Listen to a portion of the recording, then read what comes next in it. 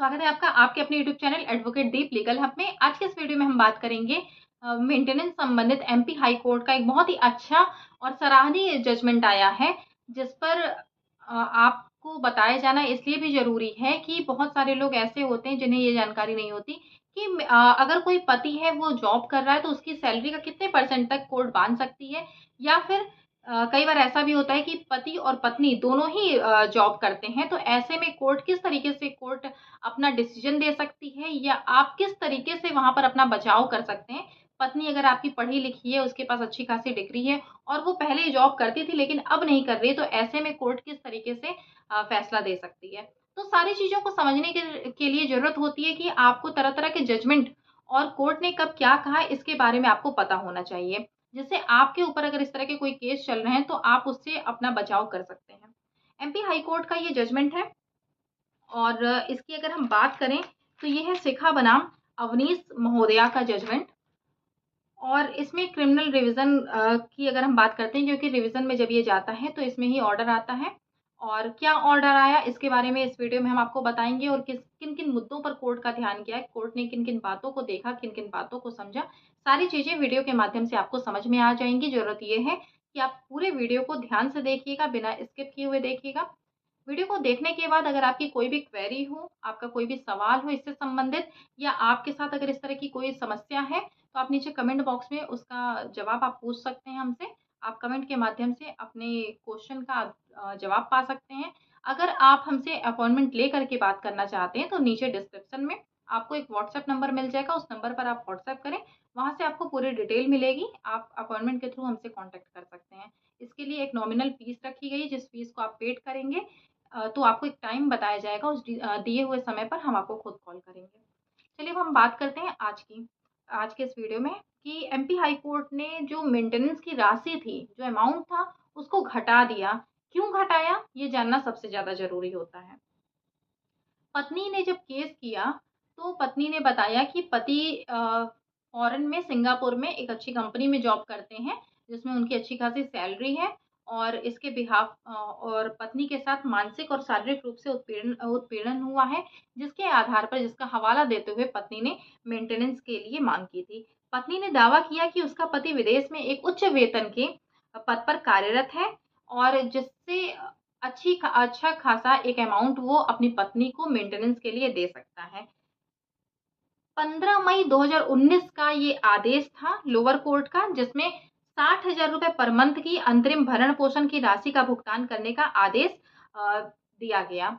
अब ये जो 60,000 रुपए था, ये बहुत एक बड़ा अमाउंट था। भले ही कोई भी व्यक्ति कितना भी अच्छा जॉब कर रहा हो, कितनी भी अच्छी सैलरी अर्न कर रहा हो, इनकम उसकी हो, अर्निंग उसकी अच्छी हो, लेकिन फिर भी ये जो अमाउंट होता है, ये अच्छा खासा अमाउंट होता है। तो जब 60,000 रुपए पर मंथ का अंतरिम भरण-पोषण का अमाउंट हुआ, तो पति इससे बहुत व्यथित हुआ, और जिससे व्यथित होकर पति हाई कोर्ट गया।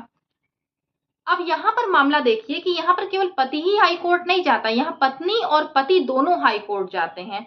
पत्नी क्यों जाती है? पत्नी इसलिए जाती है कि उसका पति एक अच्छा खासा अर्न कर रहा था, इनकम उसकी बहुत अच्छी थी, लमसम वो 6-7 लाख रुपए मंथली अर्न कर रहा था। अगर हम देखें, वो विदेश में रह कर के इतने अर्न कर रहा था। तो अब ऐसे में जो कोर्ट है, जो लोअर कोर्ट है, उसने 60,000 रुपए पर मंथ अंतरिम भरण-पोषण के लिए बाँधा। अब पत्नी को ये था कि इतनी अच्छी सैलरी पर भी केवल 60,000 रुपए कम है, तो पत्नी इसके लिए अमाउंट को की धनराशि, ये जो धनराशि थी, इसमें बढ़ोतरी हो जाए, इसके लिए पत्नी जाती है हाई कोर्ट कि इस राशि में वृद्धि की जाए, और ये उसकी सैलरी के हिसाब से बहुत ही कम है। और जबकि पति व्यथित होकर के जाता है, पति ये कहता है कि उसके पास और भी सारी ज़िम्मेदारियाँ हैं, जैसे वृद्ध माता-पिता के खर्च हैं, उसकी और भी कई सारे ऐसे खर्चे हैं जो कि उसे वहन करने पड़ते हैं अपनी सैलरी से। तो ऐसे में 60,000 रुपए बहुत ज़्यादा है। पत्नी ने जब केस किया था, तो पत्नी की केस करने की वजह से, उसकी शिकायत की वजह से, पति जिस कंपनी में पहले जॉब कर रहा था, उस कंपनी से पति को निकाल दिया गया था, जिसकी वजह से भी उसे बहुत ज़्यादा वो इफ़ेक्ट हुआ था, उसकी सैलरी इफ़ेक्ट हुई थी। अब जब दूसरी वो जॉब में जाता है, तो वहाँ पर उसे उस अर्निंग से उसकी कम ही अर्निंग थी, उसकी जो इनकम थी वो कम थी। तो पत्नी ने ये सारी दलीलें कोर्ट के सामने दी।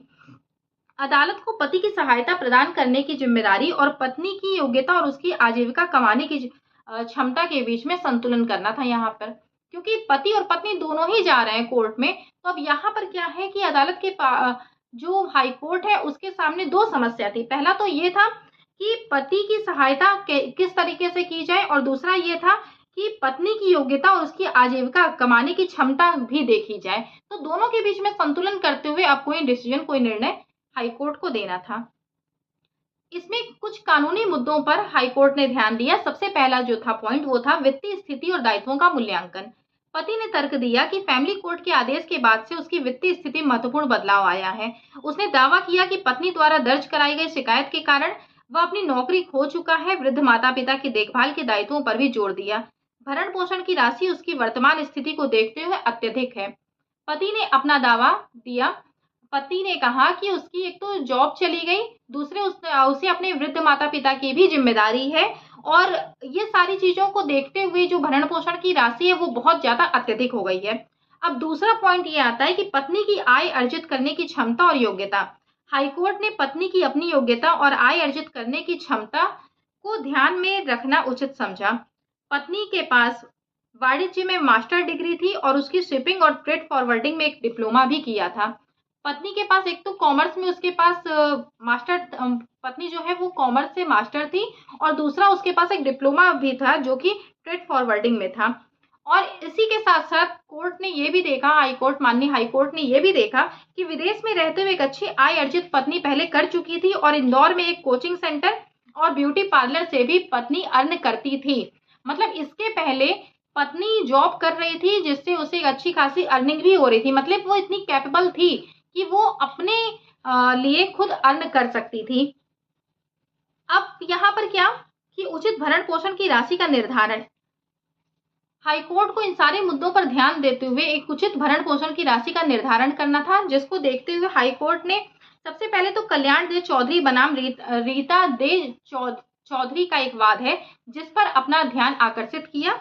हाईकोर्ट ने कहा कि एक जीवन साथी को दूसरे जीवन साथी की शुद्ध आय का 25% तक भरण पोषण के रूप में मिलना चाहिए, कि जो शुद्ध आय है उसका 25% तक भरण पोषण के रूप में मिलना चाहिए। और ये भी जो बात है वो किस मामले में कही गई है, वो कही गई है कल्याण डे चौधरी बनाम रीता डे चौधरी में। इसके बाद फिर हाईकोर्ट ने बहुत सारी परिस्थितियों पर ध्यान दिया। हाईकोर्ट ने जब ये देखा कि पत्नी इतनी कैपेबल है कि वो अपने लिए अर्न कर सकती है, और हम विभिन्न फैसलों, सुप्रीम कोर्ट का अगर हम देखें जैसे नेहा रजनीश भी यही बात कहता है कि अगर आप कैपेबल हैं, आप अपनी कैपेबिलिटी को पहले आप बताइए। जो एफिडेविट लिया जाता है उसमें ये सारी बातों का जिक्र होता है कि क्या आप अर्न करती हैं या करती थी, या दोनों ही एफिडेविट देते हैं। उसमें सारी बातों का जिक्र होता है कि आप पहले अर्न करते थे या नहीं करते थे, करती हैं या नहीं करती हैं, करती थी, इस तरह की सारी चीजें। ये जो एफिडेविट है ये लगाने का एकमात्र उद्देश्य ही कोर्ट का ये होता है कि वो जान पाए कि पहले की स्थिति क्या थी, क्या वो महिला जो है जो भरण पोषण की मांग कर रही है वो कैपेबल है या नहीं है, क्या वो ऐसी महिला है जो अपने लिए खुद अर्न कर सकती है, या वो ऐसी महिला है वो जो बिल्कुल भी पढ़ी लिखी नहीं है। तो जब भी हम मेंटेनेंस की बात करते हैं तो कोर्टों को ये सारी चीजों को ध्यान में रखते हुए और इसके बाद ही जो भरण पोषण की राशि है उसे उसके लिए ऑर्डर पास करना चाहिए, उसके लिए आदेश पारित करना चाहिए। अब इसमें कोर्ट ने कहा कि एक योग्य जीवन साथी को निष्क्रिय नहीं रहना चाहिए या केवल अपने साथी से मिलने वाले भरण पोषण पर निर्भर नहीं रहना चाहिए। सीआरपीसी की धारा 125 का उद्देश्य ऐसे लोगों की एक सेना तैयार करना नहीं है जो केवल भरण पोषण की राशि का इंतजार करते रहें। हाईकोर्ट ने इसमें बहुत ही अच्छी टिप्पणी की। हाईकोर्ट ने ये कहा कि जो जीवन साथी है उसे निष्क्रिय नहीं रहना चाहिए और उसे केवल ये नहीं सोचना चाहिए कि जो पति है या जो अगर आप अपनी पत्नी से आप भरण पोषण की मांग कर रहे हैं, क्योंकि भरण पोषण की मांग पति पत्नी से भी कर सकता है और पत्नी पति से भी कर सकती है, तो केवल आपको ये सोच करके नहीं रहना चाहिए कि आप अब उसी पर निर्भर हैं। क्योंकि हमारा जो अगर हम सीआरपीसी 125 की बात करते हैं या हम बीएनएस या हम भारतीय न्याय सुरक्षा संहिता की धारा 144 की बात करते हैं, क्योंकि अब 125 जो है वो 144 हो गया नई संहिता में, तो अगर हम इसकी बात करते हैं तो इसका एकमात्र उद्देश्य ऐसे लोगों की सेना तैयार करना नहीं है जो केवल और केवल भरण पोषण की राशि के ही इंतजार में बैठे रहे। क्योंकि आज की डेट में बहुत सारी कोर्टें इस बात पर ध्यान अपना आकर्षित कर रही हैं कि जो महिलाएं हैं वो केवल और केवल भरण पोषण के लिए ही वाद दायर करती हैं, और ऐसे में वो महिला जो कि कमा भी सकती है लेकिन वो फिर भी नहीं कमाती, वो अपनी जॉब छोड़ करके बैठ जाती, इस सहारे पर बैठ जाती है कि अब उसका जो पति है वो उसे भरण पोषण देगा। तो जब तक इन सारी बातों पर कोर्ट अपना ध्यान आकर्षित नहीं करेगी, तब तक इस दिक्कत से, इस परेशानी से छुटकारा नहीं मिल पाएगा। तो ऐसे में कोर्ट ने कहा, एमपी हाई कोर्ट ने जो भरण पोषण की राशि थी वो 60,000 से घटा करके 40,000 कर दी, और 40,000 करते हुए हाई कोर्ट ने ये कहा कि एक जीवन साथी को निष्क्रिय नहीं रहना चाहिए। अगर उसके पास इतनी क्षमता है कि वो अपना भरण पोषण कर सकते हैं, तो उसे जीवन भर अपने पति के द्वारा मिलने वाले भरण पोषण पर निर्भर नहीं रहना चाहिए। हाँ, आप उस वक्त तक आप भरण पोषण की राशि ले सकती हैं जब तक आपके पास कोई अर्निंग नहीं है। लेकिन इसका भी आदेश पारित करते समय कोर्ट को ये ध्यान रखना चाहिए कि उस महिला के पास कितनी क्षमता है, उस महिला की डिग्री क्या है, वो कितनी पढ़ी लिखी है, इसके पहले क्या वो जॉब करती थी या नहीं करती थी, अगर करती थी तो कितनी अर्निंग थी। अब ये सारी चीजें बताना कोर्ट को ये एक पति का काम होता है, जिसके ऊपर 125 का या 144 का वाद दायर किया गया है। आपके पास आपकी ये जिम्मेदारी बन जाती है कि आप कोर्ट को ये बताएं कि आपकी जो पत्नी है वो इतनी कैपेबल है। अगर आप इन सारी बातों को न्यायालय को बताने में समर्थ होते हैं और न्यायालय इन सारी बातों पर अपना ध्यान आकर्षित करती है, तो भरण पोषण की राशि जो है वो घटाई भी जा सकती है या